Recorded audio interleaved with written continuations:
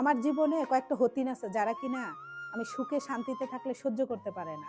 আমার জামাই আমাকে ভালোবাসে কেন, যত্ন করে কেন, টেক কেয়ার করে কেন, এটা দেখলে তাদের শরীরে জ্বালাপোড়া শুরু হয়ে যায়, মনে হয় কেউ মরিচ বাটা লাগাই দিচ্ছে। ওই হতিনেরা বলে সতীন বলে সতীনদেরকে অপমান করা হবে, তাই হতিন বলতেছি। যে আমার জামাই নাকি আমাকে সব কাজ করে দেয়। আমার জামাই 9:30 10টার সময় যায় অফিসে, 11:30 12টার সময় আসে বাসায় আসতে আসতে। তাহলে ওই জামাই আমাকে কখন কাজ করে দেয়? আর আমি অসুস্থ হলে যদি আমার স্বামী আমাকে হেল্প করে, ওই হতিনদের জলে আমার জামাইয়ের কোনো অসুবিধা নেই। আমার জামাই বলেও না, আমার জামাই বলে রেখে দাও, আমি করে দেবো, তোমার ঠান্ডার সমস্যা। আমি জোর করে করি যে অফিস থেকে আসবে তাকে তো করাবো।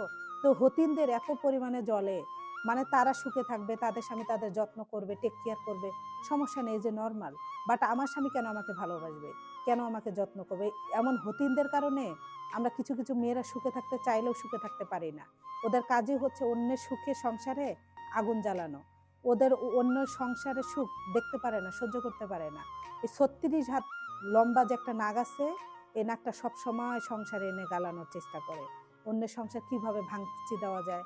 তার তো খেয়ে দিয়ে কোনো কাজ নাই, খালি খায় আর ঘুমায়। বাট আমার অনেক কাজ আছে, আমি নিজেরও টেক কেয়ার করতে পারি না। শুধু আমি এক কাজ নিয়ে পড়ে থাকি না, এই যে এগুলা না, আরো আছে 2 বালতি। এই শীতের দিন রৌদ্র নাই বাহিরে, এগুলো কে ধুয়ে দিবে? আর জামাই যদি আমাকে ধুয়ে দেয়, ওদের সমস্যা কি? আমার জামাইয়ের তো অসুবিধা নাই, কিন্তু ওদের অসুবিধা। স্বামী স্ত্রী, স্ত্রী অসুস্থ হলে স্বামী হেল্প করবে, এটাই তো নর্মাল, স্বাভাবিক। এটা তো তাদের ভালোবাসা, এটা তো অন্য কিছু না।